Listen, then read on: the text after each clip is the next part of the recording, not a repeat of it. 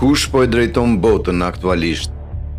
Ata drejtojnë të gjitha institucionet financiare, ata blejnë politikan. Ju mund të merrni shumë të mëdha parash dhe më pas të filloni të blini njerëz. Me lejoni t'ju them se nuk është presidenti ai që ka kontrollin, por kush është ai? Fondet mbrojtëse, BlackRock, bankat, këta djem drejtojnë botën. Disa ditë më parë, ne publikuam një video, kompaninë që zotëron botën, por atëherë kishim vetëm informacion të dorës së dytë. Tani kemi këtë djalë, Sergej Varlej, një rekrutues së BlackRock, që i ekspozoi të gjitha, par një operacioni të fshehtë nga James O'Keefe. Së pari është fjalia. Unë do t'ju jap $500,000 tani, pa bërë asnjë pyetje. Ato të bëni atë që duhet bërë.